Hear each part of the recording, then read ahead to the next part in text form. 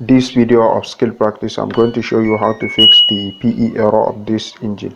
So it is fuzzy logic, as you can see, 12 kilogram and LG product. So first thing you have to know, PE error is the sign of pressure sensor problem.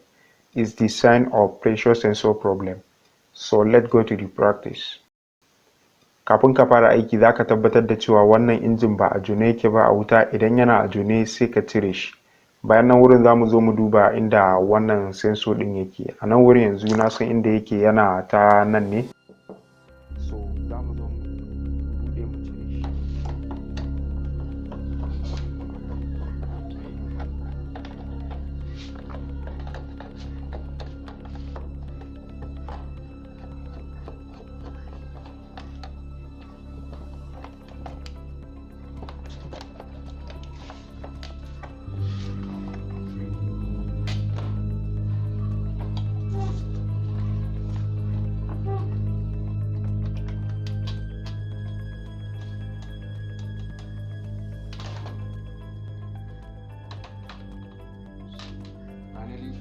Wannan shi ne pressure sensor na engine.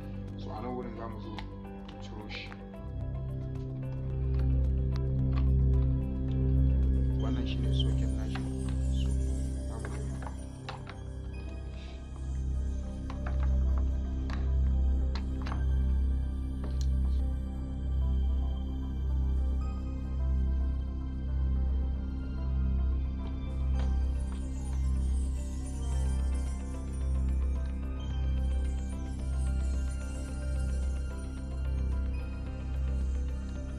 idan ya kasance ka zo ka bude shi ka tarar da cewa bai da baka ga wani matsala da ya faru ba a yin adjusting din shi. Kasantuwar shi yana lura da wani matsala ne. Idan kai adjusting din shi ya kasance ka kara mai tsauri kenan, ba zai dinga yin aiki daidai da yadda ake so ba. Idan ya kasance babu wani matsala sai shine to sau shi ake. Yadda ake sau shi din nan zamu zo mu nuna a nan wurin. Ina amfani da kwamfuta ne wurin yin order din. Zaka iya amfani da wayanka ta Android wurin sayen wannan switch din. Za mu zo mu order shi ne ta hanyar amfani da kamfanin Amazon.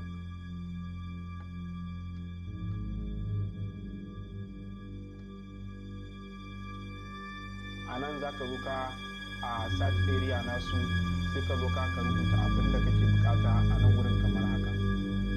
A nan wurin yanzu na zo na rubuta pressure sensor. Bayan da na rubuta pressure sensor, sannan sai na rubuta sunan product din wannan engine shine LG. Bayan nan shine na rubuta fuzzy logic washing machine. Sai ka danna search area na wannan. Bayan da muka yi searching a nan wurin za ku ga ya bawo mu result kamar haka. So za ka zo ka sai ka duba daidai abin da kake so, za ka scrolling ƙasa kamar haka. So a nan wurin yanzu ga wannan shine wanda muke nema, sai ka zo ka kai clicking akan shi. A nan wurin yanzu bayan ka yi clicking, wannan shine price din shi a nan wurin kamar yadda za mu gani $19.33. So wannan shine farashin nashi. Ga preview na hoton shi a nan wurin. A nan wurin idan kana so zaka siye sai ka zo ka shiga buy now. Bayan nan zaka iya dawowa ka duba shi da kyau don ka tabbatar da abin da kake so ne za ka siye, saboda kauce ma kuskure. Don ka ƙara tabbatarwa za ka iya zuwa sai ka rubuta model number na abin da kake so. A nan wurin ga yanan sama ya bamu enter model number. So sai ka rubuta model number a nan sama kamar yadda ka ga shi a nan. Kamar haka nan za a kawo mashi idan ka siye. Idan ya kasance wannan process din bai yi ma ba, sai ka zo kai clicking akan link na description din wannan bidiyon. Idan ka zo ka kai clicking wannan link din zai kawo ka kai tsaye zuwa wurin wannan sensor din. Amma idan za ka yi amfani da wannan option din ya kasance daidai wannan injin ne, idan ka so wannan sensor din ya kasance ba wannan injin bane, ba zai yi ba.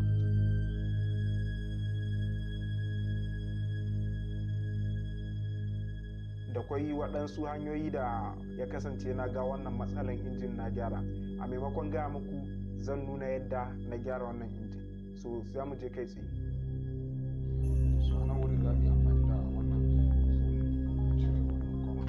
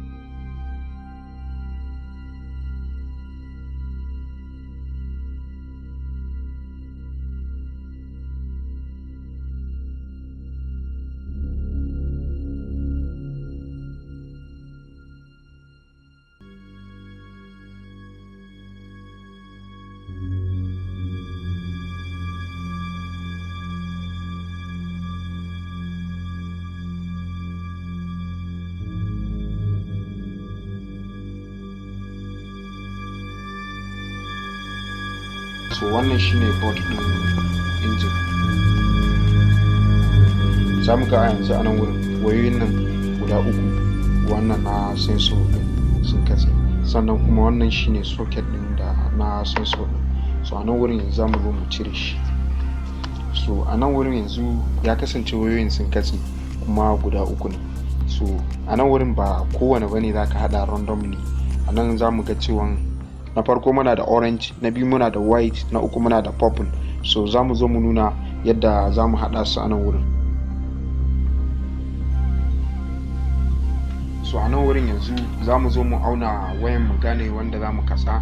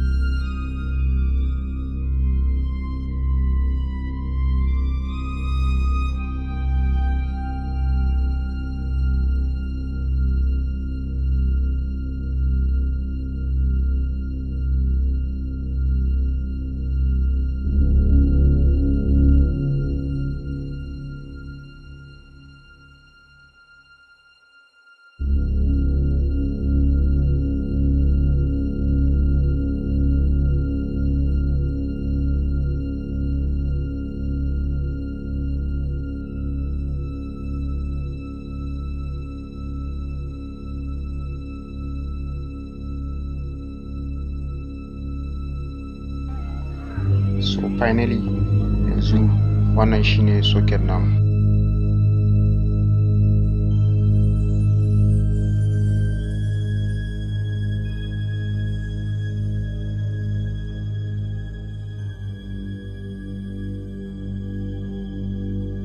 So wannan shine.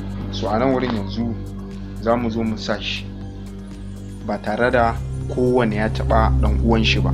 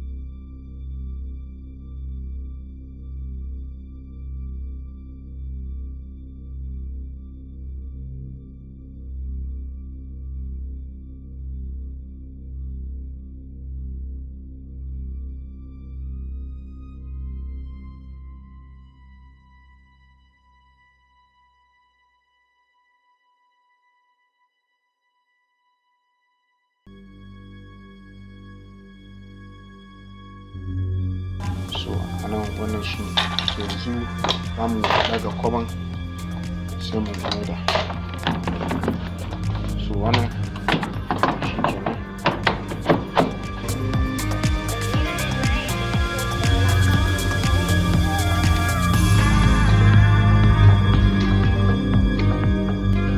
So bayan mun gyara wancan kwaban za mu zo mu maida wannan sensor.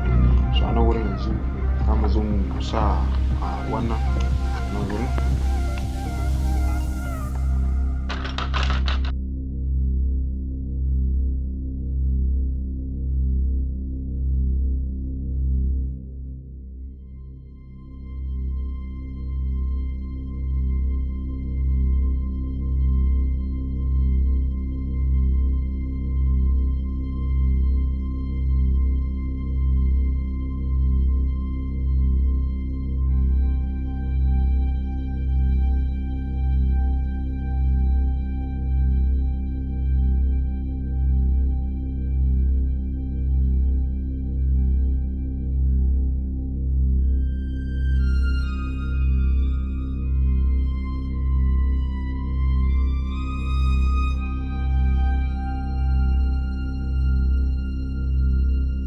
So za mu zo mu gwada injin mu gani idan ya yi son kuma test. So idan muka dawo nan za mu zo so a nan wurin so za mu kunna sai mu shiga start program. So yanzu injin yana aiki kamar da mu gani.